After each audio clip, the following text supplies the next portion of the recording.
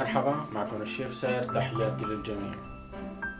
كوكتيلنا اليوم من رمضان كوكتيل قشطة الفواكه بالتمر الرطب مع المشمش المجفف بالبسكويت الكراميل.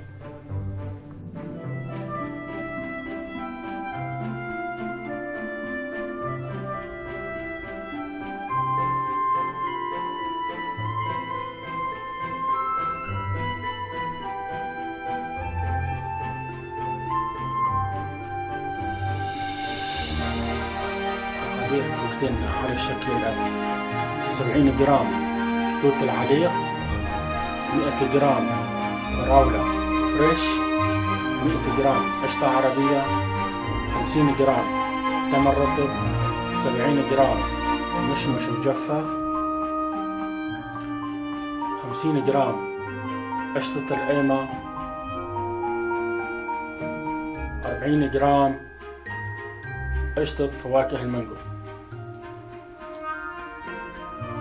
نتابع طريقة تحضير كوكتيلنا اليوم.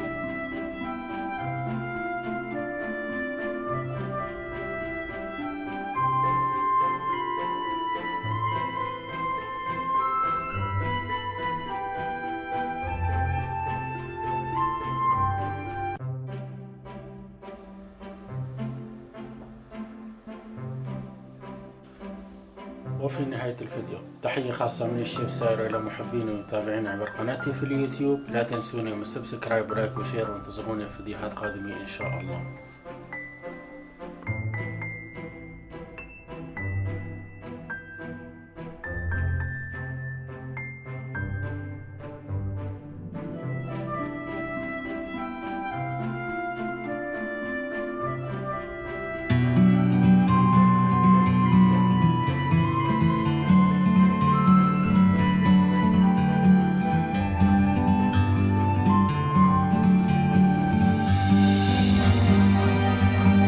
Bird on a tree, I'm just sitting here. I got time,